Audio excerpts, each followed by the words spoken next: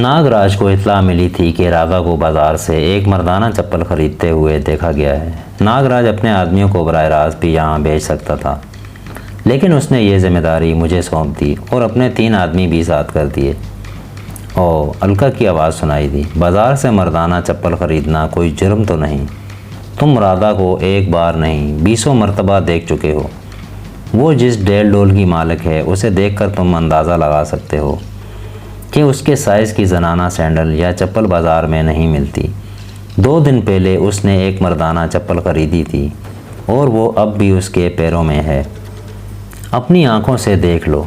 क्षमा कर दो अलका देवी। कुछ देर बाद इंस्पेक्टर रणबीर सिंह की आवाज़ सुनाई दी। उसने शायद राधा के पैरों में वो मर्दाना चप्पल देख ली थी जो 2 दिन पहले दरअसल मेरे लिए ही मंगवाई गई थी। और वैसे ये हकीकत भी थी कि राधा के पैर खासे बड़े थे। उसके साइज़ के सैंडल या चप्पल बाज़ार में दस्तयाब नहीं थे और वो अक्सर मर्दाना चप्पल ही पहनती थी।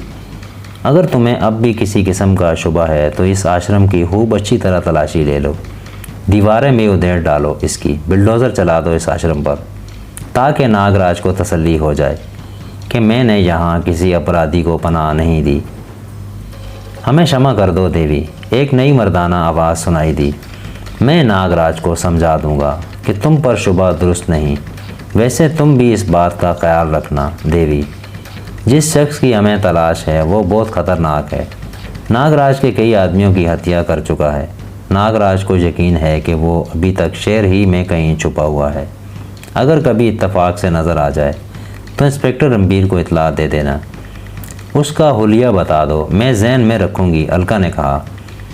उसका हुलिया तो हम भी नहीं जानते, उस शख्स ने जवाब दिया। जो शख्स उसे पहचानता था वो भी उस रात उसके हाथों मारा गया जब वो नागराज के मंदिर से फ़रार हुआ था। उसे चेहरे से कोई भी नहीं पहचानता। हैरत है, अलका ने कहा। जिस शख्स की किसी ने शक्ल तक नहीं देखी उसे तलाश किस तरह किया जा रहा है। न जाने कितने बेगुनाह अब तक तुम लोगों के जुल्म का शिकार हो चुके होंगे। हम उसे तलाश कर लेंगे, वो बच कर नहीं जाएगा। उसी शख्स ने कहा। तुम इस बात का ख्याल रखना, अतराफ़ में कोई मुश्तबा शख्स देखो तो फ़ौरन इत्तला दे देना। वो लोग उसी कमरे में खड़े बातें कर रहे थे। फिर आवाज़ बदतदरीज दूर होती चली गई। मेरे लिए अब वहाँ खड़े रहना बेकार था। मैं टटोल टटोल कर सीढ़ियाँ उतरता हुआ नीचे आ गया। बड़े कमरे की बत्ती जलाई और बेडरूम में आकर बिस्तर पर नींद दराज हो गया। मेरे लिए ये इंकशाफ बहरहाल खुश आइन था कि नागराज का कोई आदमी मुझे पहचानता नहीं था, लेकिन उसकी दूरबीनी की दाद देनी पड़ी। वो बहुत छोटी छोटी बातों पर भी निगाह रखे हुए था। अलका और राधा पहले से ही उसके आदमियों की निगाहों में थे। एक मर्तबा पहले भी आश्रम की तलाशी ले जा चुकी थी।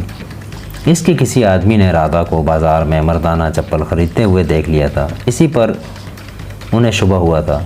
इन लोगों की आमद की इत्तला पाकर मैं फिर तहखाने की तरफ दौड़ा था और राधा ने बड़ी अक्लमंदी का सबूत देते हुए वो नई चप्पल अपने पैरों में पहन ली थी। मैं इस ताज़ा सूरत हाल पर गौर कर रहा था कि अलका भी तहखाने में आ गई।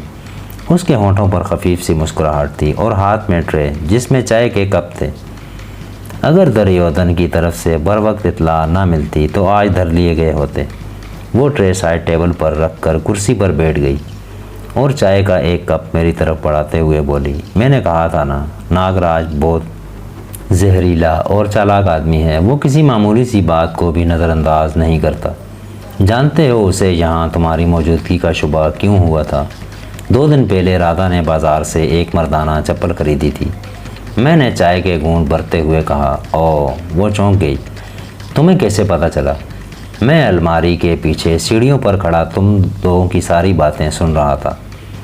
वैसे राधा वाकई अक्लमंद है, उसने चप्पल अपने पैरों में पहन ली थी। मैंने कहा, हाँ, अगर राधा के पैर इतने बड़े ना होते और वो पहले ही से मर्दाना चप्पलें इस्तेमाल ना कर रही होती तो इस चप्पल को देखकर वो यकीनन किसी तहखाने के बारे में सोचते और तहखाने का रास्ता दरियाफ्त करने के लिए मेरे और राधा के शरीर की बोटी बोटी कर देते।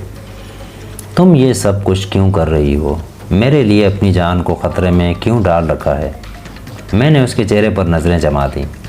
मैं हर बात दोबारा नहीं दोहराऊंगी। बस ये समझ लो कि मैं नागराज से उस अपने पति के कत्ल का बदला लेना चाहती हूँ। मेरा सीना इंतकाम की आग से सुलग रहा है और ये आग नागराज के खून के छींटों ही से ठंडी हो सकती है, और मेरा ये इंतकाम तुम लोगे। वो चंद लम्हों को खामोश हुई, फिर बोली, मैंने इन दरिंदों से तुम्हारी जान बचाई है, तुम पर कोई एहसान नहीं किया। इंसानियत के नाते ये मेरा फ़र्ज़ था। मैं तुम पर अपना कोई अधिकार नहीं समझती, लेकिन मुझे यकीन है तुम मेरा साथ ज़रूर दोगे। मैं एक कमज़ोर औरत हूँ, इस राक्षस का मुकाबला नहीं कर सकती। मेरे साथ कुछ और लोग हैं, लेकिन मैं जानती हूँ वो ज़्यादा दूर तक मेरा साथ नहीं देंगे। न जाने क्यों मैं तुम पर इतना भरोसा कर रही हूँ। मुझे तुम जैसे ज़हीन और निडर आदमी की ज़रूरत है, जो वक्त आने पर नर्क में कूदने से भी दरेग नहीं करें। अगर तुम इनकार करोगे तो मैं तुम पर किसी किस्म का दबाव नहीं डालूँगी। तुम चाहोगे तो मैं तुम्हें बाहिफाजत यहाँ से निकाल भी दूँगी और ये समझ लूँगी कि मैंने अपने पति के इंतकाम का सपना देखा था जो बिखर गया। यही होगा ना, मैंने अपनी आगोश में दम तोड़ते हुए पति को जो वचन दिया था उसका पालन नहीं कर सकूँगी और मेरे पति की बेचैन आत्मा भटकती रहेगी। मैं चंद लम्हे खामोशी से उसकी तरफ देखता रहा, उसकी बातों पर गौर करता रहा। इसमें कोई शुबा नहीं कि इसने मुझ पर बहुत बड़ा एहसान किया था। इस वक्त मेरी ज़िंदगी का हर एक सांस उसका मकरूज़ और एहसानमंद था। अगर उस रात वो मुझे दुर्गा माता के वीरान खंडर से उठाकर यहाँ तक ना लाती तो शायद मैं सर्दी से ठिठर कर मर चुका होता या नागराज के आदमियों के हाथ लगकर अपनी ज़िंदगी गंवा चुका होता। जिस तरह शहर में मेरी तलाश हो रही थी, इसके पेश नज़र यकीन से कहा जा सकता था कि मुझे कहीं पनाह नहीं मिलती और सुबह होने के चंद घंटों में ही उनके हाथों मारा जाता। लेकिन ये अलका अग्निहोत्री ही थी जिसने मुझे बचाया था, मुझे एक नई ज़िंदगी दी थी और अभी मुझे उसकी ज़रूरत थी, जबकि मैं उसकी ज़रूरत बन गया था। मैं एहसान फरामोश नहीं हूँ अलका देवी। मैंने चाय का आखिरी घूंट भरकर उसकी तरफ देखते हुए कहा, मैं तुम्हारी जंग लड़ूंगा, लेकिन फिर तुम्हें भी एक वादा पूरा करना होगा। तुम मुझे आजमा चुके हो, मैं अपने वचन का पालन करूंगी। ये मिशन पूरा हो जाने के बाद तुम जहाँ चाहोगे मैं तुम्हें पहुँचा दूंगी। उसने हाथ आगे बढ़ा दिया। मैंने उसका हाथ थाम लिया। नर्म और उदास हाथ के लम्स ने मुझ पर एक अजीब सी कैफियत तारी कर दी। अलका के होंठों पर खफीफ सी मुस्कुराहट आ गई। उसने बड़ी आस्तगी से अपना हाथ खींच लिया। मैंने अपनी कैफियत पर काबू पाने की कोशिश करते हुए कहा, इस्तेखाने में बैठे रहकर कुछ नहीं किया जा सकता। हालात का जायज़ा लेने के लिए मुझे बाहर निकलना होगा। 1-2 दिन तक तुम बाहर नहीं निकल सकोगे, अलका ने कहा। अभी तुम्हारी तलाश ज़ोरों शोर से जारी है और फिर तुम्हारे बाजू का ज़ख्म भी पूरी तरह ठीक नहीं हुआ। आज की रात भी तुम्हें इस्तेखाने में ही गुजारनी होगी। नागराज बहुत चालाक और मक्कार है, वो आसानी से किसी का पीछा नहीं छोड़ता। हो सकता है आज की रात वो लोग दोबारा यहाँ रेड करें। वैसे मैं नागराज को बड़ी हद तक समझ चुका था, लेकिन अलका से उसे मुझसे ज़्यादा जानती थी, इसलिए मैं उसकी तजवीज़ मान ली। अलका का खदशा दुरुस्त साबित हुआ था। उसी रात 2 बजे के करीब धड़ धड़ की आवाज़ें सुनकर मेरी आँख खुल गई। ये आवाज़ें मेरे सर के ऊपर छत पर से आ रही थी। तहखाने की छत 10 फीट से ज़्यादा बुलंद नहीं थी। लगता था ऊपर किसी कमरे में उटक पटक हो रही है। एक हल्की नस्वानी चीख भी सुनाई दी थी। मैं अंदाज़ा नहीं लगा सका कि ये चीख अलका की थी या राधा की। मैं उछलकर बेड से उतर गया। पलंग के करीब फर्श पर अगरचे राधा की एक पुरानी चप्पल मौजूद थी। नई चप्पल ऊपर ही छोड़ दी गई थी। लेकिन मैं नंगे पैर कमरे से निकलकर सीढ़ियों की तरफ आ गया और दीवार से चिपक कर बहुत आहिस्ता आहिस्ता सीढ़ियाँ चढ़ते हुए ऊपर आ गया और आवाज़ें सुनने की कोशिश करने लगा। ये आवाज़ें दूसरे कमरे से आ रही थीं। एक आदमी चीखते हुए कह रहा था, पता कहाँ छुपा रखा है अपने यार को। जवाब में अलका की चीख उभरी। फिर उसकी आवाज़ सुनाई दी, यहाँ कोई नहीं है, मैंने किसी को नहीं छुपाया। तुम लोग आज दिन में भी यहाँ की तलाशी ले चुके हो, अब भी तलाशी ले लो। पूरे आश्रम को छान मारो, यहाँ कोई नहीं है, मैंने किसी को नहीं छुपाया। तलाशी तो हम लेंगे।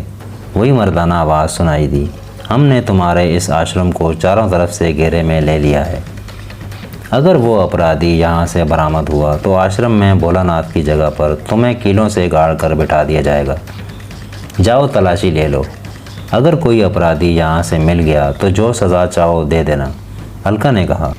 आश्रम में तोड़ फोड़ की आवाज़ें सुनाई देती रहीं। वो कई आदमी थे, उनकी चीखती हुई आवाज़ें भी सुनाई दे रही थीं। तकरीबन 1.5 घंटे बाद यह हंगामा ख़त्म हुआ और आखिरकार खामोशी छा गई। मैं इसके बाद भी काफ़ी देर सीढ़ियों पर खड़ा रहा, फिर उतरकर कमरे में आ गया। मेरा ख्याल था कि अलका मुझे सूरत हाल से आगाह करने के लिए तहखाने में आएगी, मगर वो नहीं आई। मैं देर तक बिस्तर पर पड़ा सोचता रहा। सूरत हाल संगीन से संगीन होती जा रही थी। उन्होंने रात के 2 बजे अचानक ही आश्रम को घेरे में लेकर छापा मारा था। उनका ख्याल होगा कि अगर मैं आश्रम में मौजूद हूँ तो मुझे कहीं छुपने का मौका न मिल सकेगा, लेकिन उन्हें इस मर्तबा भी मायूस लौटना पड़ा। सुबह 9 बजे के करीब अलका ने मुझे जगाया। उसे देखकर मैं चौंके बगैर नहीं रह सका था। उसकी पेशानी पर घूमट सा बना हुआ था और दाएं आँख के नीचे भी हल्का सा नीला धब्बा दिखाई दे रहा था। मुझे समझने में देर नहीं लगी कि रात को मेरे बारे में पूछने के लिए राधा और अलका पर कुछ तशद्दुद भी किया गया था। ये क्या है? मैंने सब कुछ समझते हुए भी उसके चेहरे की तरफ देखते हुए इशारा कर डाला। कुछ पाने के लिए कुछ खोना तो पड़ता है। उसके होंठों पर अफसरदा सी मुस्कुराहट आ गई और फिर वो रात के छापे की तफसील बताने लगी। आखिर में वो कह रही थी, मेरे ख़िलाफ़ ऐसी हरकतें करना कोई नई बात नहीं है। वो मेरे पति ही था जिसने इस पाखंडी की बढ़ती हुई सरगर्मियों के सैलाब के सामने बंद बांधने की कोशिश की थी और वो 2 मरतबा उसे गिरफ़्तार भी किया था, मगर दोनों मरतबा हुकूमत ही के अफसरों ने बचा लिया। इसी जुर्म में मेरे पति को पुलिस की मुलाजमत से निकाल दिया गया, लेकिन उसने पीछा नहीं छोड़ा और आखिरकार उसके बारे में कुछ सनसनीखेज़ मालूमात हासिल करने में कामयाब हो गया। और इससे पहले कि मेरा पति उसके ख़िलाफ़ कोई ठोस कार्रवाई करता, उसे बेदर्दी से मौत के घाट उतार दिया गया। मैं अगरचे खामोश रही थी, किसी पर इल्ज़ाम नहीं लगाया था, मगर नागराज को शुबा था कि मैं कुछ न कुछ ज़रूर करूँगी। उसने मेरे ख़िलाफ़ बराह रास्त कदम उठाने की बजाय दूसरा तरीका इख्तियार किया।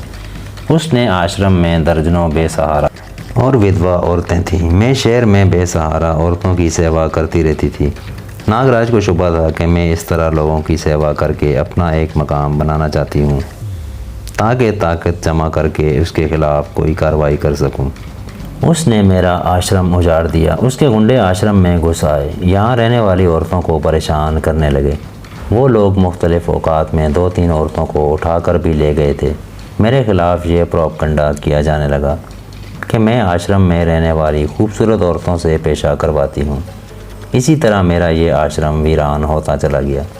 नागराज के दहशतगर्दी के कैंप से आए दिन कोई ना कोई फ़रार होता रहता है, और जब भी कोई ऐसा वाक़या होता है, नागराज के आदमी मेरे आश्रम पर चढ़ दौड़ते हैं। 1-2 मरतबा मैंने कैंप से फ़रार होने वाले नौजवानों की थोड़ी बहुत मदद भी की थी, लेकिन वो ख़ुद भी बोझदिल और कम हिम्मत वाले निकले और मारे गए। नागराज के आदमी मेरे ख़िलाफ़ कोई सबूत हासिल नहीं कर सके। मैंने कैंप से फ़रार होने वाले किसी नौजवान की मदद की थी और अब वो चंद लम्हों को खामोश हुई, फिर बात जारी रखते हुए बोली, तुम में वो मुझे बहुत तमाम सलाहियतें नज़र आई जो मैं किसी नौजवान में देखना चाहती थी। अगर तुम में ज़रा सी भी कमज़ोरी दिखाई देती तो मैं तुम्हें फ़ौरन ही चलता कर देती और अपने आप को इस तरह ख़तरों में ना डालती। इसमें शुबा नहीं कि तुमने मुझे पनाह देकर बहुत बड़ा ख़तरा मोल लिया है, लेकिन इस तरह बैठे रहकर तो हम कुछ नहीं कर सकते। अगर उन्हें आश्रम में किसी तहखाने की मौजूदगी का शुबा हो गया तो मैं चूहे की तरह पकड़ा जाऊंगा। इससे पहले कि वो इस हद तक आगे बढ़ सकें, मुझे बाहर निकलना होगा। मैंने कहा, आज उन्होंने तुम्हारी ये हालत की है, कल इससे आगे भी बढ़ सकते हैं, लेकिन अब मैं उन्हें कोई ऐसा मौका नहीं देना चाहता। आज शाम मैं बाहर निकलूँगा।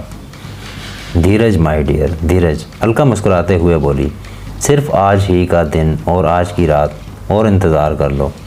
पहले मैं तुम्हारी हिफाजत के लिए कुछ इंतज़ाम कर लूँ, इसके बाद तुम जो चाहो कर सकते हो।